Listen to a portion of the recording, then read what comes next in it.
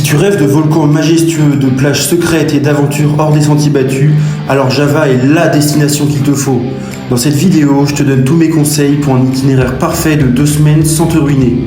Budget, bon plan et incontournable, je t'emmène à la découverte de l'île la plus fascinante d'Indonésie.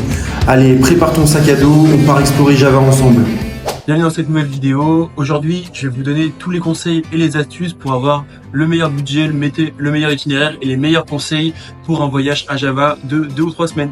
Ce qu'il faut savoir, pour un voyage de 2 ou 3 semaines sur l'île de Java, ça va vous coûter entre 800 et 1200 euros. Pourquoi il y a une fourchette aussi grande? Parce que forcément, ça dépend du type de logement que vous allez prendre, du type de transport et les activités que vous allez faire sur place tout simplement.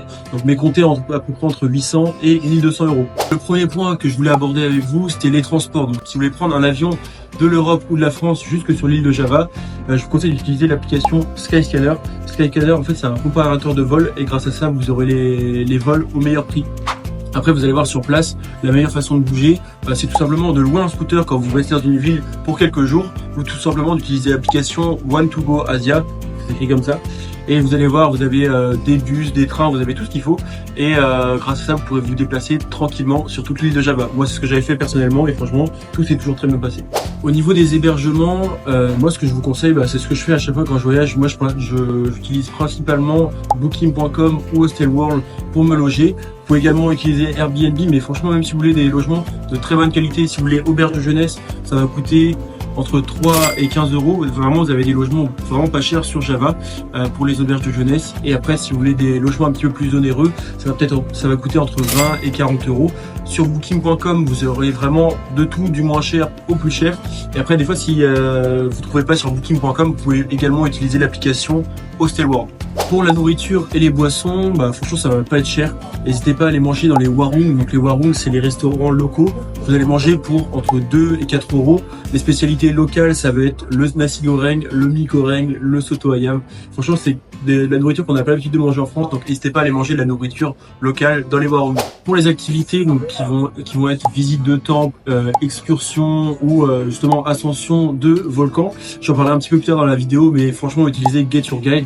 Donc vous bookez à l'avance et moi j'ai utilisé ça. Les guides étaient tous géniaux et en plus du coup vous arrivez, vous n'avez pas besoin de stresser à trouver votre guide. Vous avez réservé. Généralement ils viennent vous chercher à votre hôtel ou ils vous donnent le point de rendez-vous. Vous allez sur place et vous allez pouvoir commencer l'ascension du volcan ou la découverte des temples ou autre. Donc n'hésitez pas à utiliser Get Your Guide, mais je vous en reparlerai un petit peu plus tard dans la suite de la vidéo.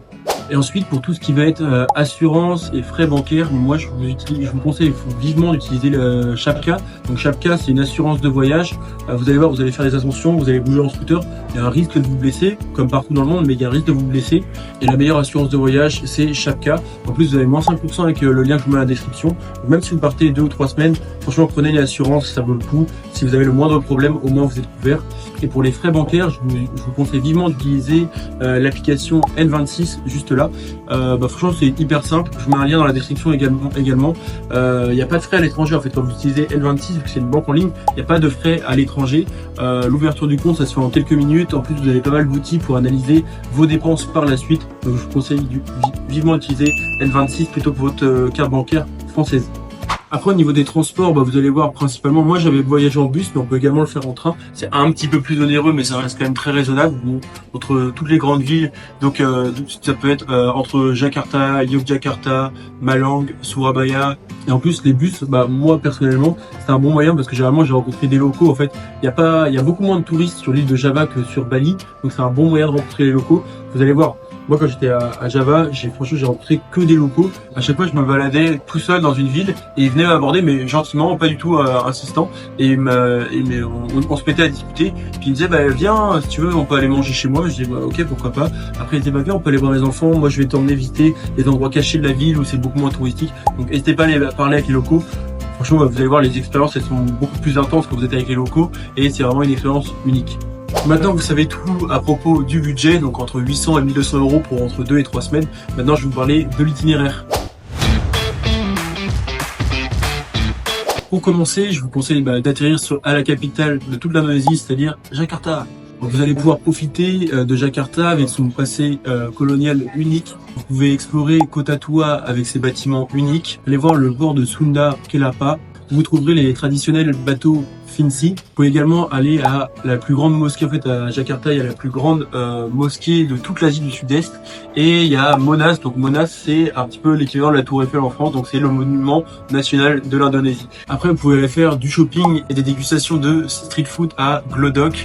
Donc vous allez voir, c'est un quartier animé, donc c'est un petit peu le Chinatown de Jakarta, et vous allez vous régaler. Après, quand vous partez de Jakarta, vous pouvez aller jusqu'à Bandung. Vous allez voir, en fait, vous pouvez prendre un train pour aller jusque là-bas.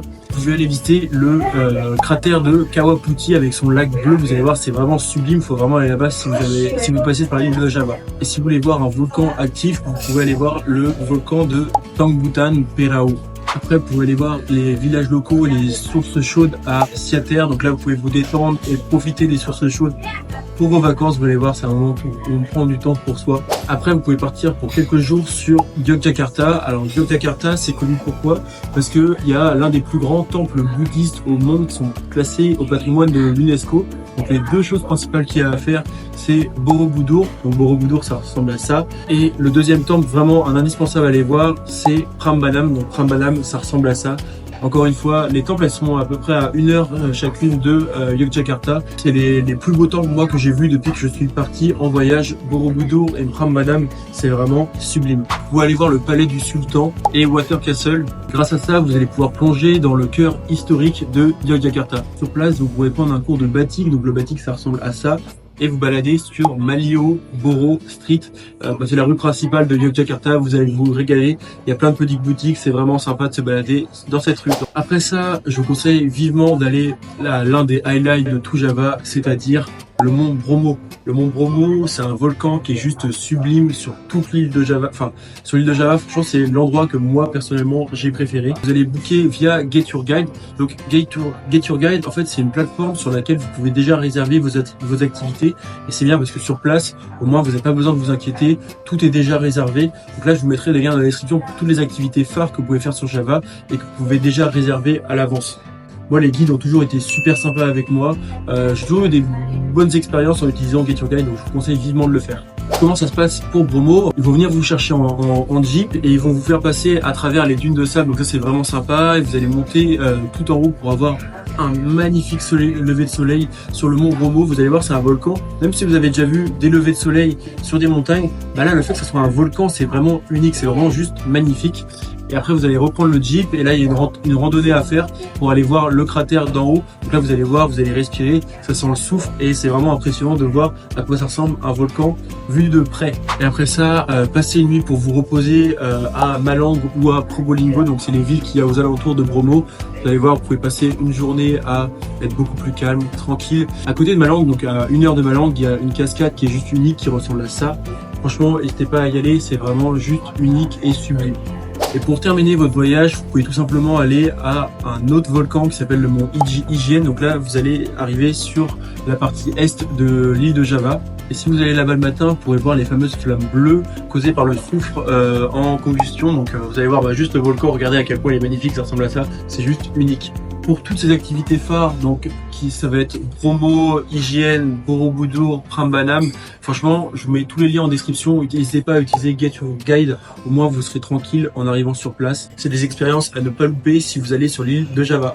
Le dernier conseil que je pourrais avoir pour vous, c'est tout simplement des eSIM. Quand vous allez arriver sur l'île de Java, en fait, vous n'allez pas avoir internet parce que Orange, Bouygues, tout ça, ça marche pas.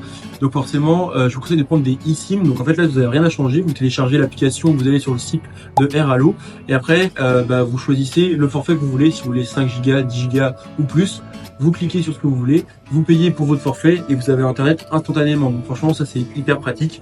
Et le deuxième petit conseil que je voulais vous donner, c'est tout simplement de prendre un bon sac à dos. Parce que vous allez voir, vous allez faire pas mal de randonnées, vous allez bouger sans arrêt. Avec une valise, c'est vrai que c'est un petit peu moins pratique.